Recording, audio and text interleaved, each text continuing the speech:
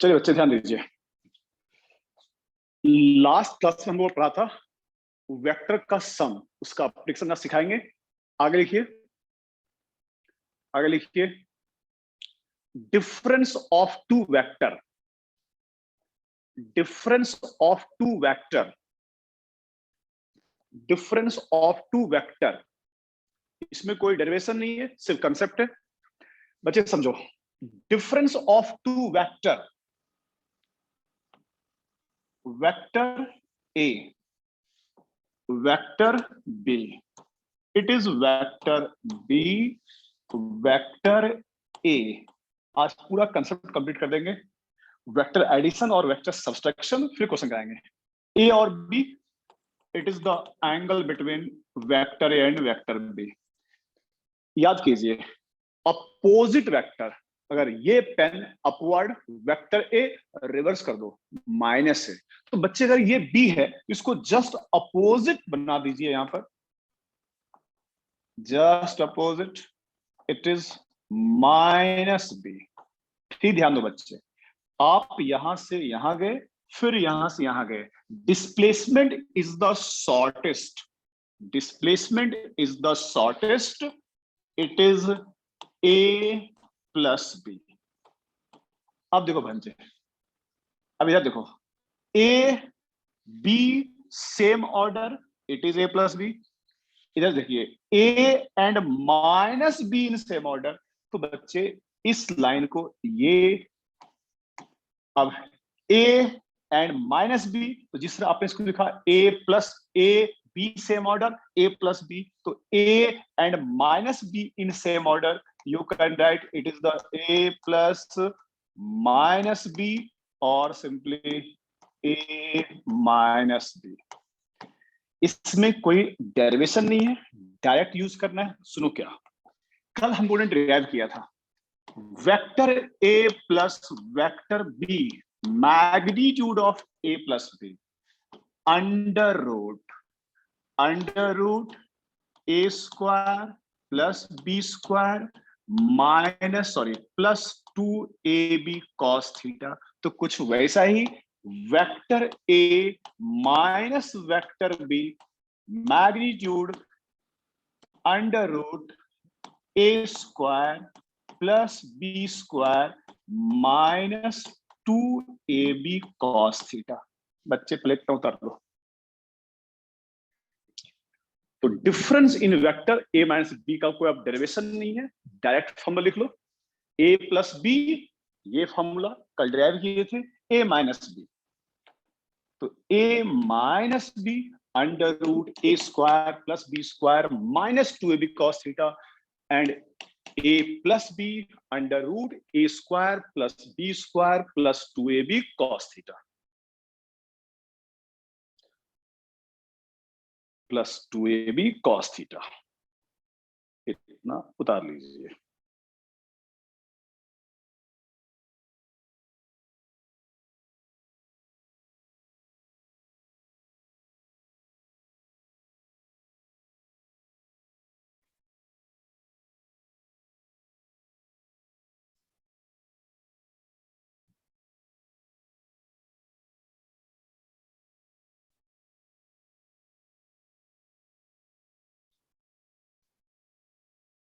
Minus कब कब काम कब पड़ेगा, जब पढ़ोगे एक्सलरेशन चेंज इन वेलोसिटी, तो वहां पर वेलोसिटी का डिफरेंस करेंगे।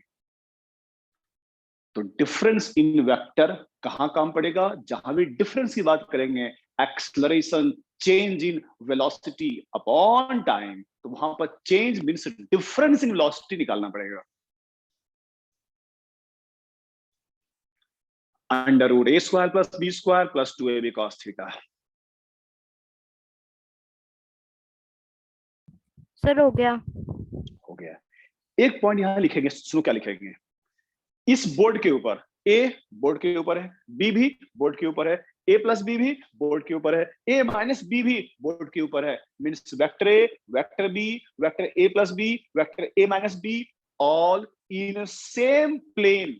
सेम प्लेन को बच्चों क्या बोलते हैं, को प्लेनर। नोट कर लो, vector A comma vector B vector A, vector B, A plus B comma A minus B,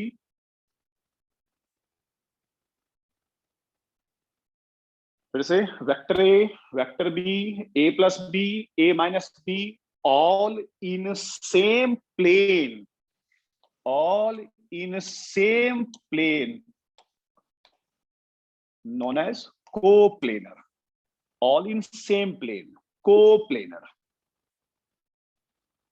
all in same plane, coplanar,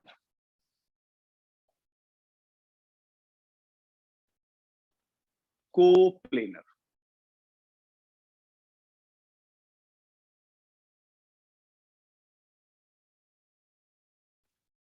लिख लिया आपने? Yes sir. इस पर एक क्वेश्चन भी करते हैं, देखो क्वेश्चन,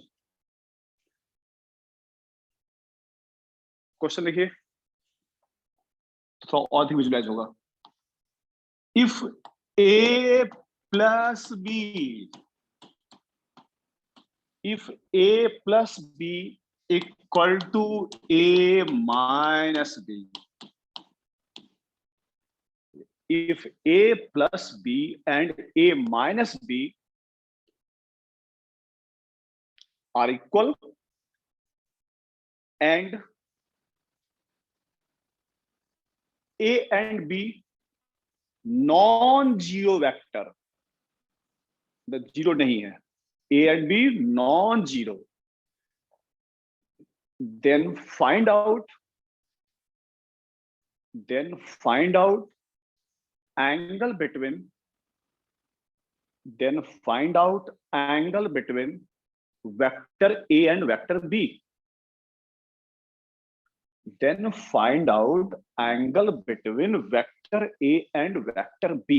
ध्यान दो बच्चे, इसको समझाएंगे ग्राफिकली भी, बट पहले जो कोई सा भी क्वेश्चन में जो कंडीशन दिया हुआ है, क्या था condition? a plus B is equal to vector a minus vector b, ये कंडीशन था। a प्लस बी का फॉर्मूला कल पढ़े थे, under root a square plus B square plus 2ab cos theta. इसका फॉर्मूला भी under root a square plus B square minus 2ab cos theta, square both side, square both side a square plus B square plus 2ab cos theta, a square plus B square minus 2ab cos theta. बच्चे a square plus B square cut गया, उसको इधर ले आओ, 4ab cos theta 0। यहां तक लिखो और बता दो एंगल कितना। कोई सा भी क्वेश्चन में जो कंडीशन दिया रहे, condition given, modulus of a plus B, magnitude of a plus B equal to magnitude of a minus B, a plus B का फॉर्मूला, a माइनस बी का फॉर्मूला, ये कट गया। अब बता दो आप क्या करें, अब आप बता दो क्या करें, क्या निकालना है? थीटा। सोचिए, लिखा हुआ है a जीरो नहीं है, नॉन जीरो, b भी नॉन जीरो, तो बच्चे अगर मैं लिख दूं कहीं पर कि x basic math x y z equal to zero, x भी जीरो नहीं है, y भी जीरो नहीं है, तो बच्चे तीन क्वांटिटी का प्रोडक्ट में है और ये जीरो है, x y non zero, then z must be zero. तब तो बच्चे तीन में से कोई एक भी जीरो रहेगा, तब तो जीरो आएगा। क्वेश्चन में लिखा हुआ था a जीरो नहीं है, b जीरो नहीं है, तो बच्चे इसको जीरो होना पड़ेगा। तो cos theta 0, theta equal to 90 degree. बच्चे एनालिटिकली मैंने क्वेश्चन सॉल्व कर दिया, फॉर्मूला लगा के मैंने क्वेश्चन सॉल्व कर दिया। अब लगता है यार ग्राफिकली कैसे पॉसिबल है a plus B equal to A minus B, graphically कैसे पॉसिबल है a plus B equal to A minus B. Answer आ गया, उसी से सोचो, थीटा 90 मीन्स a और b के बीच का अगर एंगल 90 हो जाए तो ये पॉसिबल है a plus B equal to A minus B. देखें कैसे, ग्राफिकली समझे। आंसर थीटा आया 90 means a angle between a and b 90 होनी चाहिए, मतलब बच्चे ऐसे समझो, ठीक है। ए और बी। बिल्कुल सिंपल तरीके से समझो आप, इसको हटाओ पहले और सिंपल करते हैं। ये कैसे पॉसिबल है यार, ध्यान दो।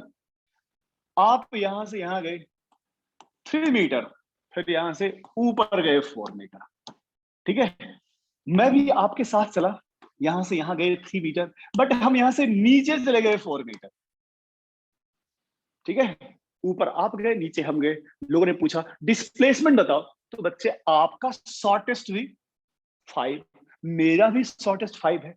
आप ऊपर गए तो +4 लिखोगे, और हम नीचे गए अलोंग -y एक्सिस तो -4। बट फिर भी बच्चे ये लेंथ जो निकालोगे तो √3² और -4 का स्क्वायर तो प्लस ही हो गया। तो बच्चे आप जितना आपका डिस्प्लेसमेंट और मेरा डिस्प्लेसमेंट ये सेम है, वही चीज यहां था बच्चे, वही चीज यहां पर भी था। Graphically vector A vector B, it is A plus B ऊपर तो नीचे -b। ये क्या रहा, a -b, ठीक है। तो बच्चे सिंपल अलजेब्रा में माइनस को तो माइनस ही करना होता है, बट वेक्टर में माइनस लिखा हुआ है या प्लस लिखा हुआ है, तो वेक्टर में बच्चे a plus B must not equal to a plus B.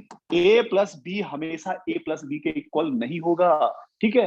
तो ग्राफ आई बच्चे फिर से, तो ये a b a plus B minus B a minus B. अब खुद देखो, जहां से चैप्टर स्टार्ट किए थे, लेंथ ऑफ वेक्टर क्या बताता है, इसकी वैल्यू। तो जितना लेंथ ये है उतना ही लेंथ ये है, तो वही तो था a plus B equal to a minus B. तो दोनों के बीच का एंगल ये तभी पॉसिबल था जब a और b के बीच का एंगल कितना हो, 90। अगर 90 नहीं होता, अगर 90 नहीं होता तो देखो बच्चे, ग्राफिकली लेंथ क्या बताता है, मैग्नीट्यूड। अगर हम 90 नहीं बनाते, सपोज ये होता a और ये होता b, तो आप ये दिखाते a प्लस बी है, और b को उल्टा करो, तो b को रिवर्स करो, तो ये हो गया -b। उसी को ऐड करते जो सेम ऑर्डर में हो, a b it is a plus B, a minus B it is a minus B. Now length देखो, इसका ये लेंथ और ये लेंथ सेम नहीं है, तो हम इस डायग्राम में a plus B equal to a minus B नहीं बोल सकते हैं। ये लेंथ और ये लेंथ सेम नहीं है, तो इस डायग्राम के लिए a प्लस बी और a माइनस बी इक्वल नहीं है। तो ये कब इक्वल हुआ, इसके पहले, जब दोनों के बीच का एंगल कितना, 90 डिग्री। तो जहां तक आपने लिखा वहां पर ये डायग्राम ना दो, आपको याद रहेगा A B A plus B A minus B A minus B, इस दोनों का लेंथ सेम दिख रहा है। ये सेम क्यों दिख रहा है, ये तभी पॉसिबल है जब ये एंगल कितना है, 90।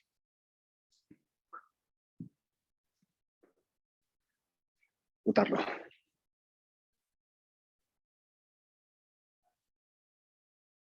तो एनसीईआरटी कॉम्प्लिकेटेड लगेगा, बट एक बार पढ़ना है तो उससे आपको हर चीज सोच पाओगे बस।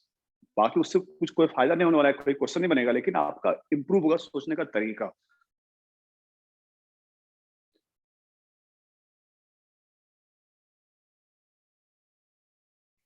इसलिए कोई भी स्कूल वाले एनसीईआरटी फॉलो नहीं करते हैं फिजिक्स में।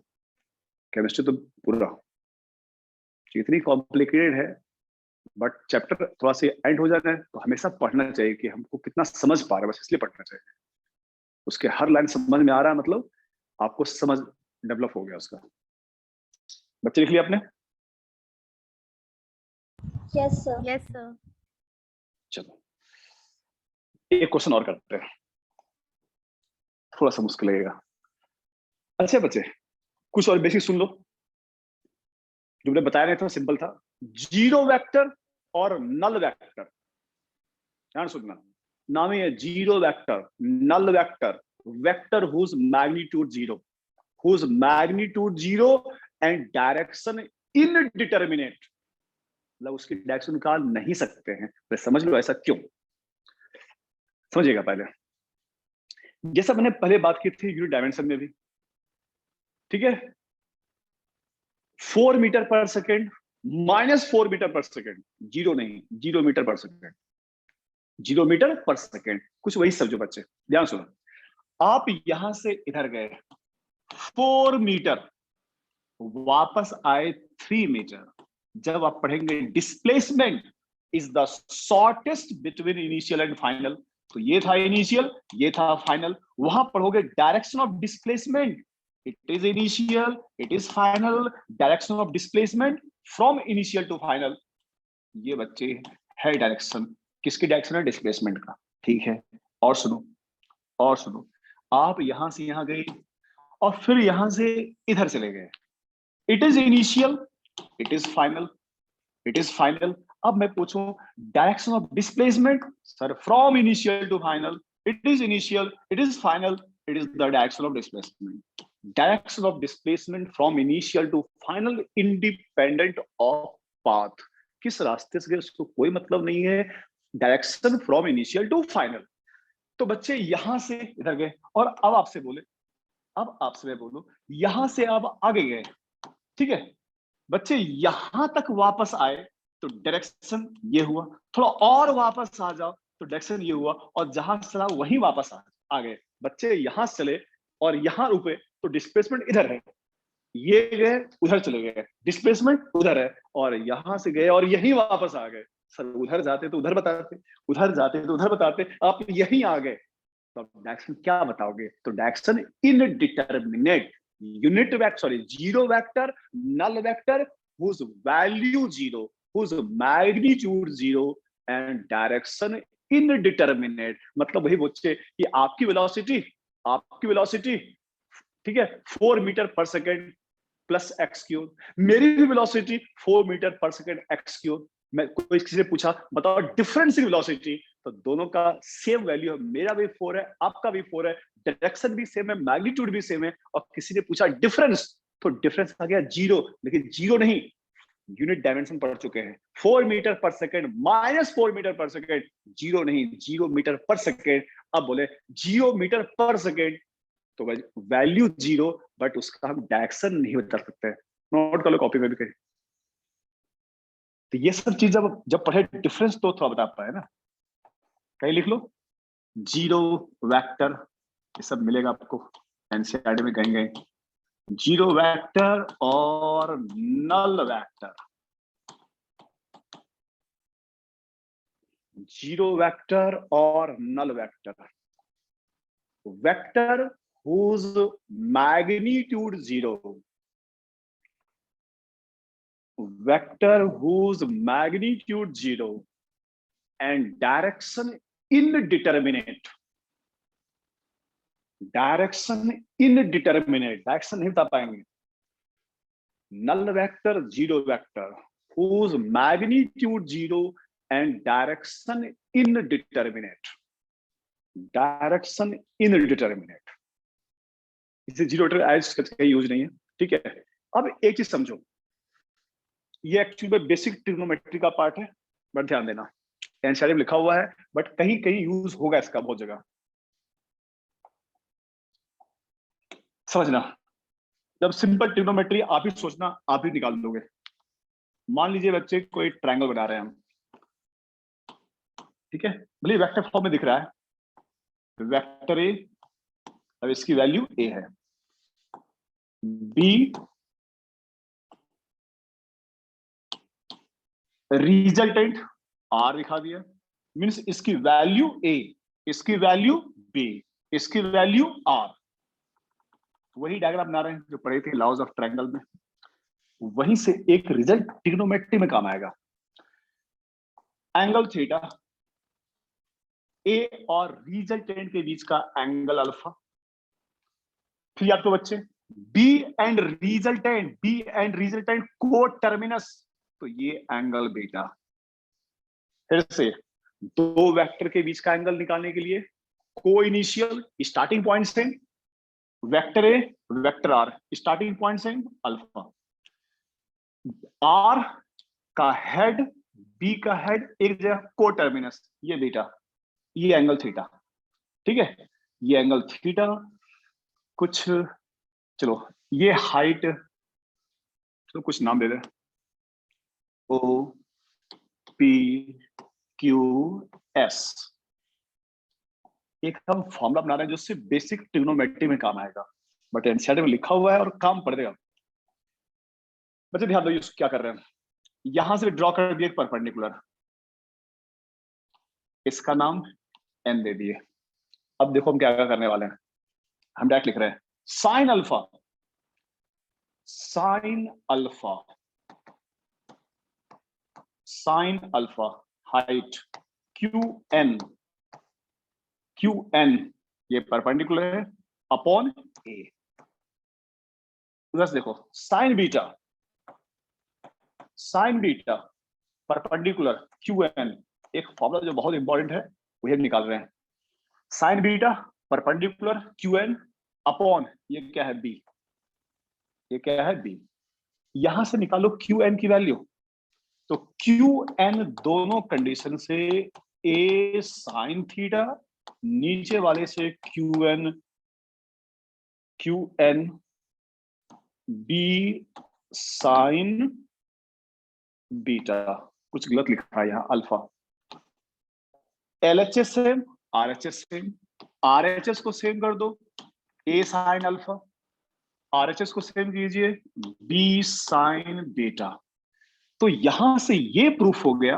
और बताइए A upon sine beta, A upon sine beta equal to B upon sine alpha, B upon sine alpha, A upon sine beta equal to B upon sine alpha. ठीक है, यहां तक, यहां तक किसी को पूछना है पूछ लो, फिर से समझ लो।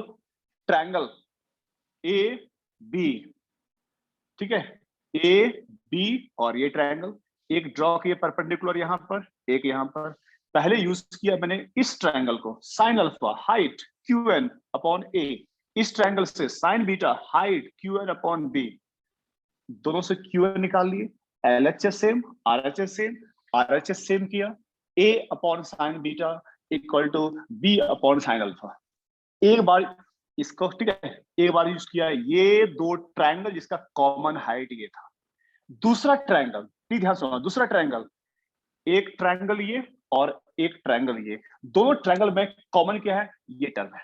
अब देखो बच्चे क्या कर रहे हैं, साइन थीटा, साइन थीटा इस ट्रायंगल से P S, P S upon beta, sine alpha इस बड़े ट्रायंगल से, इस बड़े ट्रायंगल से sign alpha height P S upon, यहां से वहां तक आर है, यहां से वहां तक आर है। यहां भी बच्चे दोनों से क्या निकाल दो, पी एस की वैल्यू, यहां से दोनों निकालिए पी एस की वैल्यू, तो बीटा, सॉरी बी, बीटा नहीं, बी साइन थीटा, यहां से आर साइन अल्फा। पहले बच्चे फटाफट याद उतार लो, जो हम निकालने वाले हैं वो कहलाता है law of cosine and law of sine. यह है लॉ ऑफ साइन, पहले या तो उतार लो, बताएंगे क्या है। यहां तक पहले उतार लीजिए, यहां तक पहले उतार लीजिए, फिर बताएंगे इसका use. Law of sine, law of cosine का यूज क्या है, बट इसका ट्रिग्नोमेट्री में काफी यूज है।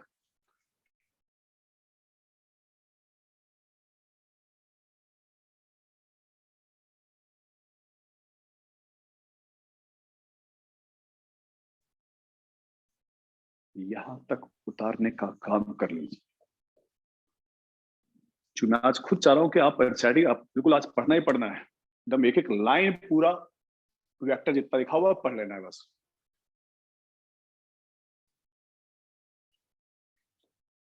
एनसीईआरटी में 3 चैप्टर में छोटा छोटा वेक्टर दिया हुआ है, चैप्टर नंबर 3 में है, फिर चैप्टर नंबर 6 में थोड़ा सा है, थोड़ा चैप्टर नंबर 7 में, 3 जगह फैला हुआ है, हम तीनों यही पढ़ाएंगे। तो यहाँ पर प्लस माइनस दिया हुआ है, चैप्टर नंबर 6 में मल्टीप्लीकेशन है और चैप्टर नंबर 7 में भी मल्टीप्लीकेशन है।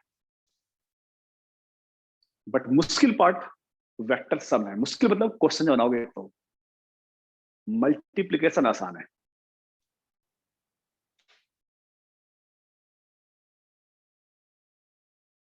बट ये डेरिवेशन स्कूल में नहीं आएगा।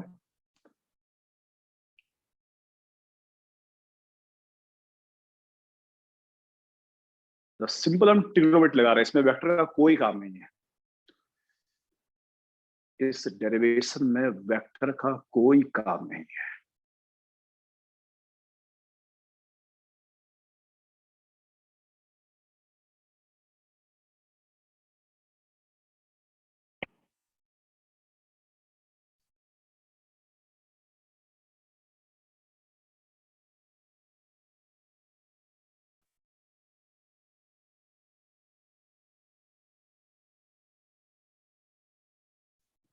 यहाँ एक मैथ्स का फॉर्मूला बनने वाला है और आगे कुछ जगह इसका काम बहुत ज्यादा पड़ेगा, जो हम बताएंगे कहाँ काम पड़ेगा।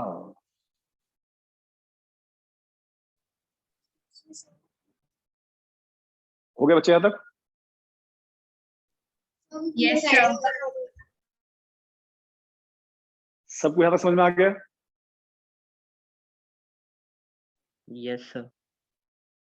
ठीक है, अब देखो बच्चे, जो लास्ट पढ़ने वाला है और फिर रिजल्ट रख ही लेना है इसको। ये जो यहाँ पर आया r sin theta equal to r sin alpha, ठीक है, यहाँ भी एक साइड कर दो, यहाँ भी एक साइड कर दो, यहाँ भी एक साइड कर दो। b upon sine alpha equal to r upon sine theta. पहले ये प्रूव किए थे इक्वेशन 1, ये प्रूव किए इक्वेशन 2। अब यहां से b अपॉन साइन अल्फा, ये भी b अपॉन साइन अल्फा। तो from first and second, finally बच्चे क्या प्रूफ हुआ बता रहे हैं। a upon sine beta, b upon sine alpha, यहां से आओ r upon sine theta. NCERT ने यही लिखा है लॉ ऑफ साइन। ये एक्चुअल में ट्रिग्नोमेट्री का फॉर्मूला है, बताएंगे कहां पड़ेगा, तो इसको उतार लो। जो एनसीईआरटी में प्रूफ किया हुआ था पहले प्रूफ कर दिया मैंने। अब बताते हैं इसका यूज क्या है। यही कहलाता है लॉ ऑफ साइन। लिख लिया आपने? Yes sir. चलो, अब डेरिवेशन जो एनसीईआरटी था मैं बता दिया। अब एक्चुअल में इसका यूज को कहां पड़ेगा बच्चे? कोई सा भी ट्रायंगल हो, ठीक है, कोई सा भी ट्रायंगल आप टू द पॉइंट से लिखना। जो था एनसीईआरटी निकाल दिया। मान लो ये राइट एंगल ट्रायंगल नहीं है, ठीक है, ये एंगल अल्फा, ये एंगल बीटा, भूल जाओ जो माना, ये मान लीजिए गामा है, ठीक है, अल्फा बीटा गामा। इस सामने का लेंथ a, सामने का ये लेंथ मान लिया b, और इसके सामने का लेंथ c। ट्रिग्नोमेट्री में राइट एंगल ट्रायंगल नहीं हो, किसी भी टाइप का ट्रायंगल हो, यूज कर लेगा। ये पढ़े थे, a अपॉन a के सामने का angle sine alpha equal to b सामने का angle beta, b upon sine beta equal to c सामने का angle gamma, c upon sine gamma. बच्चे ये एक्चुअल भी ट्रिग्नोमेट्री का फॉर्मूला है, ठीक है, जो हम यहाँ दिया हुआ था। तो कोई सा भी ट्रायंगल हो, मुझे कोई सा भी साइड निकालना, अभी तक वो क्या जानते थे, राइट एंगल ट्रायंगल हो तो ये पता हो, ये पता हो तो ये निकाल सकते हैं। बट अब कोई सा भी ट्रायंगल हो, किसी भी टाइप का ट्रायंगल हो, हम दो का लेंथ दिया रहे, तीसरे का लेंथ निकाल सकते हैं। फाइनल बच्चे, ये जो इसका आपका जो मेन आउटपुट निकला, टेक अवे, जो आप लेके ब्रेन में फीड करोगे, बस ये फीड करना है। डेरिवेशन था वो एनसीईआरटी में करा दिया। फाइनली आपको ये याद करना है, ये बेसिक मैथ्स का फॉर्मूला हो गया, ये बेसिक मैथ का एक फॉर्मूला हो गया, ट्रिग्नोमेट्री का फॉर्मूला। ट्रायंगल राइट एंगल नहीं भी हो तो ये काम कर सकते हैं।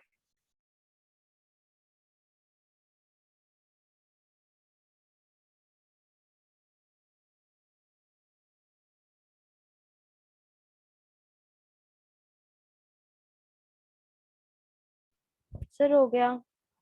ठीक है, तो फाइनली बच्चे रिजल्ट ये रखना है, कैसे वो निकला था भूल जाओ, ठीक है। ये एक लाता है, इसमें सब साइन यूज हुआ, इसलिए बोलते हैं इसको लॉ ऑफ साइन हो। कोई सा भी ट्रायंगल हो, ये फार्मूला, और ये फार्मूला जो फिजिक्स में यूज होगा ना आगे चलकर, ऑलमोस्ट सेम। बता दो इसका एप्लीकेशन, सुनो ध्यान से। चलो इसको रहने दो, यहाँ पर ये हो गया, ठीक है।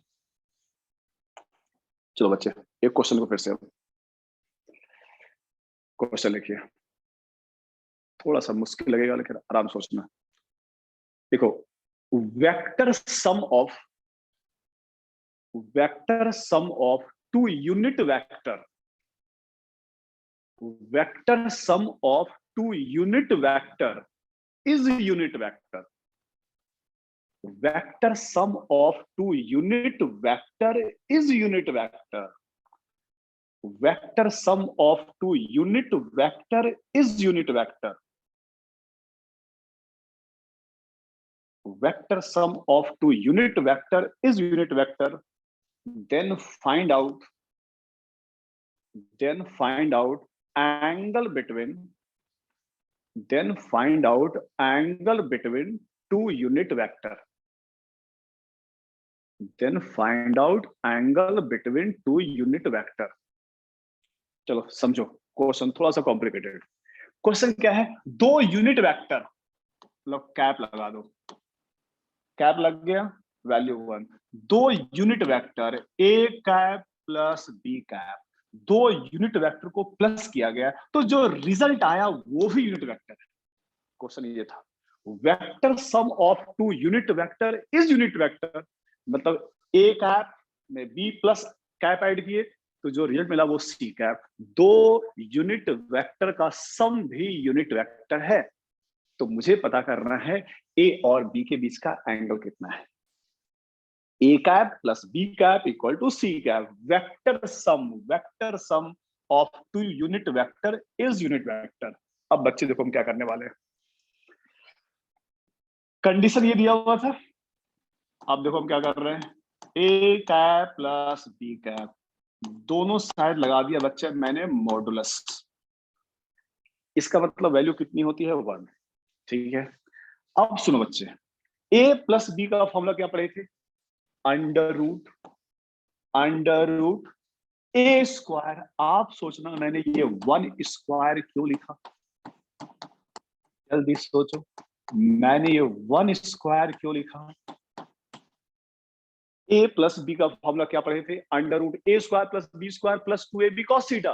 बट बच्चे एक कैप, ध्यान सुनो, लिखना चाहिए था यहाँ पर, चलो लिख ही देते तो एक स्टेप, आपको कंफ्यूजन नहीं हो। हम लोग क्या पढ़े थे, a प्लस बी मॉडुलस, क्या था formula, under root A square. A क्या था, मैग्नीट्यूड, मतलब लिख दिया मैंने ए कैप का मैग्नीट्यूड का स्क्वायर, बी कैप के magnitude square plus 2a modulus B modulus cos theta, इधर सी कैप का मॉडुलस। अब बच्चे किसी पर भी कैप उसकी वैल्यू कितनी है, 1।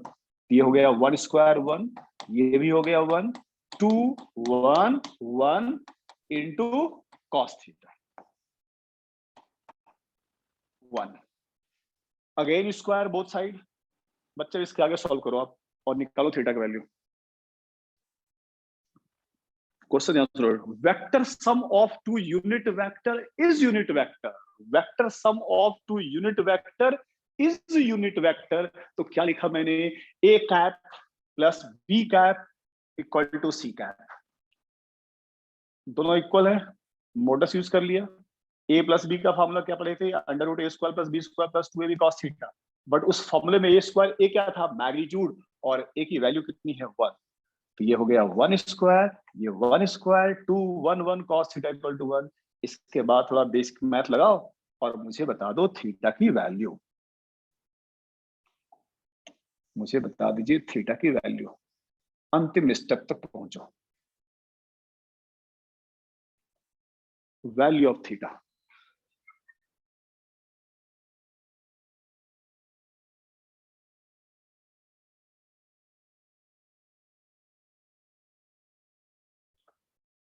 ट्रिग्नोमेट्री बेसिक मैथ में भी थोड़ा कुछ लोगों को नहीं पढ़ा हुआ है, कुछ लोगों को पढ़ा हुआ है, इसलिए कुछ लोगों से आ सकता है, उम्मीद है। सभी लोगों का ट्रिग्नोमेट्री नहीं पढ़ा हुआ है। वेक्टर यहां तक हो गया, इसके बाद सिंपल सॉल्यूशन है। 60 डिग्री। Sir 120 degree. फिर से बोलो क्या क्या बोला, फिर से बोलो। 120 डिग्री। हाँ, और किसी बोलना है? ऋषभ ने बोला 120, बिल्कुल सही आंसर था ऋषभ। देखो बच्चे, देखो और मैं लिखवाया था, कल लिखवाया भी था। स्क्वायर बोथ साइड, रूट हट गया, क्या बचा? स्क्वायर बोथ साइड, तो रूट हट गया, क्या बचा? ये 1 + 1 + 2 cos थीटा। 2 cos थीटा, उधर कितना है? 1, एक 1 कट गया, कल भी लिखवाया था मैंने। तो 2 cos theta equal to -1, cos theta equal to -½ कल बच्चे देखो मैंने कॉपी में लिखवाया था, theta cos theta -½ plus half होता तो 60, कल लिखवाए थे, कॉपी में देख लेना। तो थीटा इक्वल टू 120 डिग्री। बाकी ट्रिग्नोमेट्री में सिखाया जाएगा थीटा 120 पर कैसे -½ आता है, बट कल मैंने लिख के हटवा दिए थे। Theta equal to 120 degree, theta equal to 120 degree.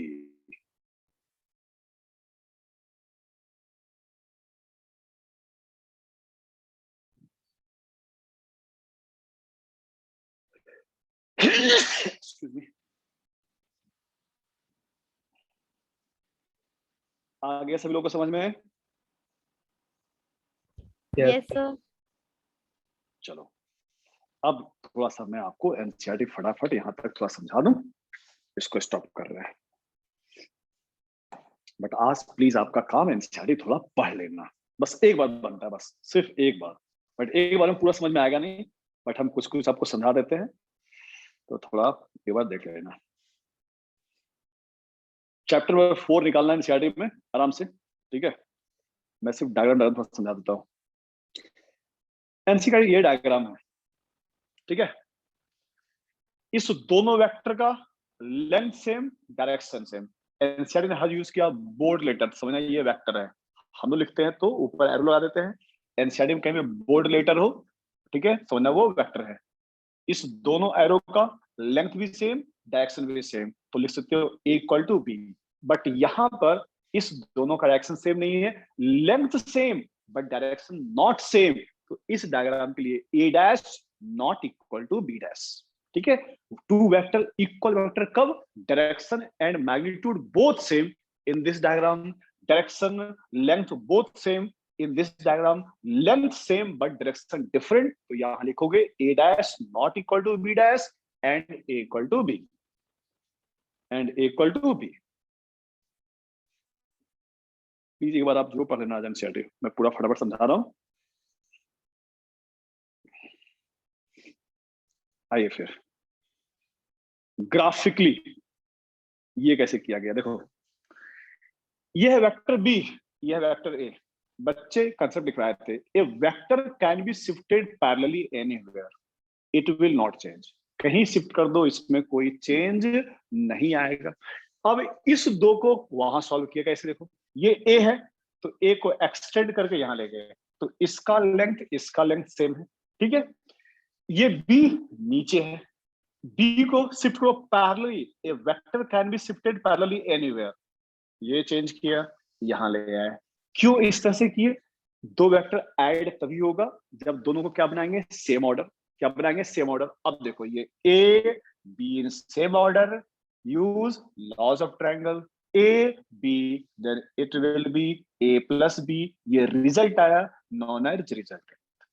समझ में आ गया डायग्राम? बच्चे कुछ कुछ बोलते जाओ। Yes sir. Yes sir. ठीक है, इस डायग्राम से एनसीईआरटी ने क्या प्रूव करने की कोशिश किया है वो समझ लें, कॉपी में डायरेक्ट लिखेंगे फार्मूला। देखो इस डायग्राम से चलिए और समझो, ध्यान देना। If A vector is multiply by positive number, direction will remain same. If A vector multiply by positive number, direction will remain same, only length will change. A multiply by 2, तो बच्चे direction में कोई चीज नहीं हुआ, ये 2a, तो इसके रिस्पेक्ट में ये लेंथ क्या हो गया, double. If A vector is multiply by positive number, direction will remain same. If it is multiply by negative number, ये बच्चे a है, मल्टीप्लाई बाय -1, तो -a और -a का लेंथ सेम, तो ये है बच्चे a, तो ये है -a, मल्टीप्लाई किया -1.5, तो इसके रिस्पेक्ट में 1.5 टाइम्स ज्यादा है, और ये reverse, vector a, vector -a, vector -1.5 है। समझ में आ गया डायग्राम? Yes, sir. डायग्राम बच्चे मैं पूरा समझाते जा रहा हूं, आपका काम बस एक बार, बस दोबारा पढ़ना ही मत, एक बार पढ़ना बस। आइए इस डायग्राम में, इसको बोलते हैं लॉज ऑफ एसोसिएटिव। सबसे पहले a plus B equal to B plus A भी प्रूव करना है, ठीक है। लॉज ऑफ वेक्टर ये भी है, a plus B equal to B plus A. आइए, और एक है, ये है लॉज ऑफ एसोसिएटिव। पहले ये समझा देते हैं, पहले ये समझो बच्चे, कॉपी लेने डायरेक्ट। देखो, ऐड करने के लिए वेक्टर क्या होना चाहिए, सेम ऑर्डर में। प्लीज कोशिश करो समझने का। Vector A, vector B, vector C. बच्चे पहले मैंने ए और बी को सॉल्व किया, A B in same order, then it will be A plus B. ये प्लस बी हो गया, ए प्लस बी एक साथ कर दिए। Now A plus B and C in same order, तो ये है ए प्लस बी और ये है सी, तो ये लाइन हो गया।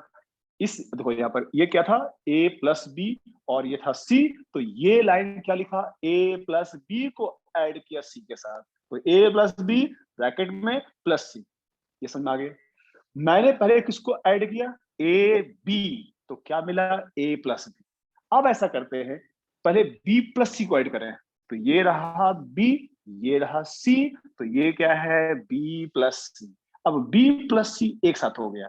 अब ध्यान दो, now a and b plus c in same order, तो ये क्या हो गया, a प्लस, a में किसको प्लस किए, b प्लस c को, b प्लस c को। तो बच्चे ये लेंथ क्या है, a plus b plus c भी है, और ये लेंथ और क्या है, a plus b plus c भी है। इसी बोलते हैं लॉज ऑफ एसोसिएटिव। एक बार a प्लस b पहले प्लस किए, फिर c हुआ, और a में प्लस किए, तो ये दोनों वैल्यू क्या है, same.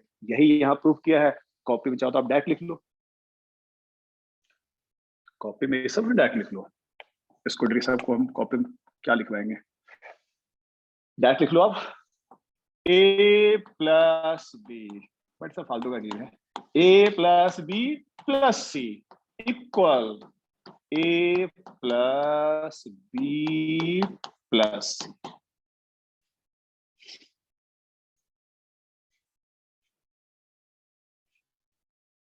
a plus B plus C, ये कहलाता है लॉज ऑफ एसोसिएटिव।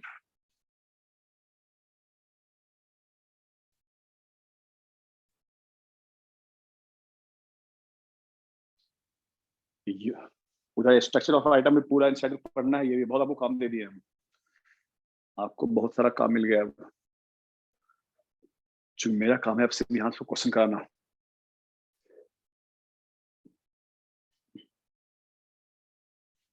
डायग्राम उतारना बस, डायरेक्ट फार्मूला तो सर हो गया। है ना, तो ये डायग्राम आपको समझ में आ गया।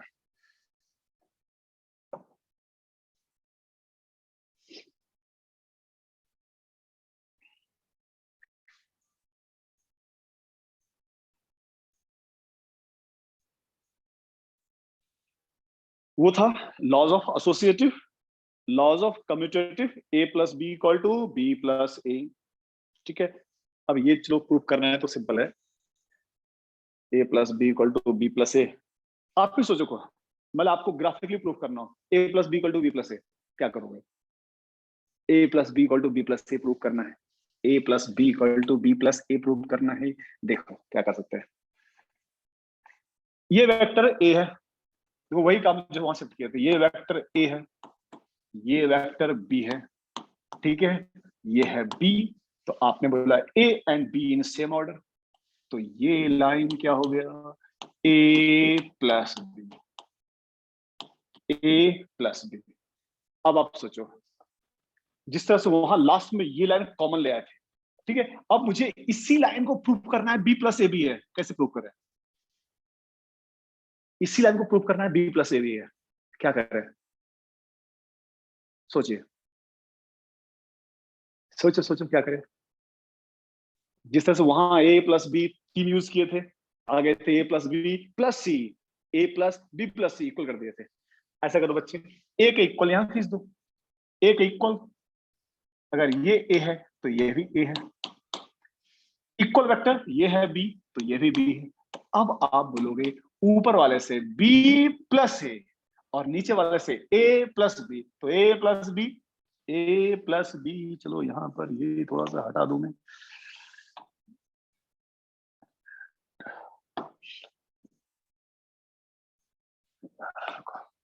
बच्चे फिर से देखो, it is vector A, it is vector B, तो ये लाइन, अरे यार ध्यान देना, ए बी, तो ये लाइन क्या हो गया, A plus B, equal vector ये ड्रॉ किए, इट इज बी, ये ड्रॉ किए ए, इस ट्रायंगल से ये हो गया बी प्लस ए, और नीचे वाले से A plus B, finally A plus B equal to B plus. इसको नोट कर लो, इसको नोट कर लीजिए, फिर बताते हैं इसका यूज क्या है। A plus B equal to B plus A,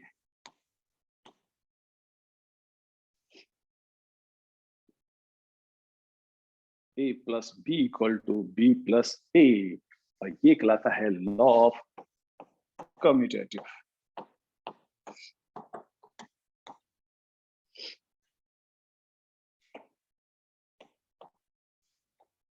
A plus B equal to B plus A, तो फाइनली दो चीज हो गया, A plus B equal to B plus A. दूसरा इनिशियली तुम डायग्राम बनाना होगा तो खुद से बना लेना, वहां समझा चुके हम, A plus B plus C equal to A plus B plus C.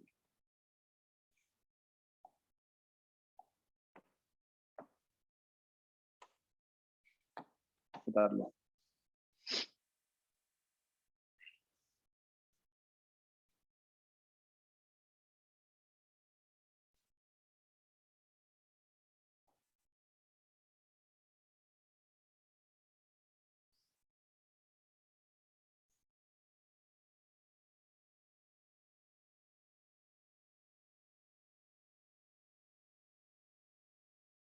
But please आप एनसीईआरटी अपने साइड से आज पूरा पढ़ना बेटा,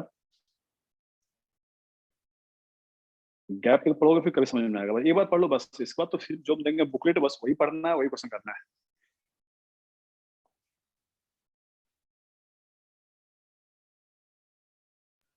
हो गया सर। अब इसका यूज ध्यान सुनना, यूज क्या फालतू यूज है, लेकिन अब होता है समझ लो। एंगुलर डिस्प्लेसमेंट मैंने समझाया था, एंगुलर डिस्प्लेसमेंट, एंगल जो होता है काफी छोटा एंगल, वेक्टर, ठीक है, काफी छोटा एंगल हो तो वेक्टर, मुझे वो प्रूफ करना, समझ लो, वो भी लॉजिकल एक्सप्लेनेशन है बच्चों की, कोशिश करना समझने का। ये आपके सामने एक बुक दिख रहा है, ठीक है, कोशिश करना। मैं ये प्रूफ करने जा रहा हूं, A plus B equal to B plus A, जो भी वेक्टर है इस लॉ को फॉलो करे तो वेक्टर है, इस लॉ को फॉलो करे तो नहीं, वेक्टर नहीं है। मैं ये प्रूफ करने जा रहा हूं, very small angular displacement vector quantity D theta 1 plus D theta 2, D मतलब काफी छोटा, D theta 1 plus D theta 2 equal to D theta 2 plus D theta 1, काफी कम एंगल घूमे तो क्वांटिटी वेक्टर, वो मैं प्रूफ कर रहा हूं, कोशिश कर समझने का। वेरी स्मॉल एंगुलर डिस्प्लेसमेंट, आपके सामने ये बुक है, अधिक घुमा दिए तो बड़ा एंगल हो गया, काफी कम घुमाना है। देखो बच्चे, इधर घुमाएंगे तो थीटा 1 और उधर लेंगे थीटा 2, प्लीज कोशिश करना, काफी कम घुमाए, बस ये घुमा, वर्टिकल था, ये था डी थीटा 1, अब उधर घुमाना है डी थीटा 2। आपके सामने बुक ऐसा दिख रहा है, ठीक है, प्लीज कोशिश करना फिर से, कंप्लीट वर्टिकल, काफी कम घुमाए, डी थीटा 1, उधर घुमाए डी थीटा 2, आपके सामने ऐसा दिख रहा है। सेकेंड टाइम पहले हम घुमाएंगे डी थीटा 2, देखो क्या कर रहे हैं, एक बार इधर घुमा रहे हैं और फिर उधर घुमा रहे हैं, तो ये ले रहे हैं डी थीटा 1 सामने डी थीटा 2। अब पहले मैंने उधर घुमाया डी थीटा 2, काफी कम घुमाए, ये डी थीटा 1 ये घुमाए। तो बच्चे पहले हम ये घुमाए फिर ये घुमाए, जैसा बुक आपको दिख रहा है। सेकंड टाइम पहले ये घुमाए फिर ये घुमाए, तो दोनों कंडीशन में बुक ऐसे दिख रहा है। क्योंकि अगर तुमको बड़ा घुमा दे डी थीटा 1, ठीक है, डी थीटा 1 यहां तक पहुंच गए, डी थीटा 2, अब ये घुमाए 90 से डी थीटा 1 डी थीटा 2, आपके सामने बुक का ये फेस दिख रहा है, ये दिख रहा है, ठीक है। सेकंड टाइम फिर आते हैं, ये थे पहले इधर डी थीटा, इधर थीटा 1 फिर उधर थीटा 2, थीटा 1 थीटा 2 ये दिख रहा है। सेकंड टाइम फिर उधर ले गए, ठीक है। तो अब देखो बच्चे, तो उस कंडीशन में जब काफी कम ले जाते हैं ना, काफी कम वैल्यू के लिए, तो काफी कम के लिए ये और ये जो जैसा बुक दिख रहा है वैसे ही पहले ये ले गए फिर ये ले गए, तो काफी कम एंगल के लिए, और एक इधर काफी कम फिर काफी कम, तो उस कंडीशन में D theta 1 plus D theta 2, तो आप तो डायरेक्ट अब लिख लो डी थीटा 1 काफी कम angle, D theta 1 plus D, but ये सब फर्जी क्वेश्चन होता है, कोई काम का नहीं होता है, बस D theta 1 plus D theta 2 equal to D theta 2 plus D theta 1। कैसा क्वांटिटी वेक्टर, किसी ने बहुत पहले को पूछा था, एंगुलर डिस्प्लेसमेंट, जो एंगल होता है एंगुलर डिस्प्लेसमेंट वेक्टर कब, जब काफी कम एंगल के लिए। But theta 1 plus theta 2 always हमेशा इक्वल नहीं होता है, may be equal may not equal, कुछ कंडीशन में इक्वल होता है, कुछ कंडीशन में इक्वल नहीं होता है, हर कंडीशन में ये इक्वल नहीं होता है। इसलिए बच्चे ये क्वांटिटी कैसा है इसके अंदर, तो काम का चीज D theta very small angular displacement, कैसा quantity vector, very small displacement. तो कोई पूछे कि वेरी स्मॉल एंगुलर डिस्प्लेसमेंट क्यों वेक्टर है, आप बोलना ये फॉलो करता है किसको, laws of commutative, D theta 1 plus D theta 2 equal to D theta 2 plus D theta 1। काफी कम रोटेट किए डी थीटा, बच्ची यहां तो लग रहा है तुमको बड़ा घुमा दिए, डी थीटा वेरी स्मॉल, बिल्कुल ये थोड़ा सा ले गए फिर उधर ले गए और ये ले गए और ये ले गए, दोनों कंडीशन में बुक की फाइनल पोजीशन से, बट ये सब फालतू क्वेश्चन है, ठीक है। चलिए आज का क्लास ओवर कर रहे हैं, बट प्लीज आपका काम एनसीईआरटी निकाल के एक एक लाइन प्लीज आज पढ़ लेना, बस आज बाद फिर दोबारा कभी पढ़ना ही मत, दोबारा जब भी होगा तो जो बुकलेट देंगे उसके क्वेश्चन करना है वो करना है, बट एक बार पढ़ लेना पूरा।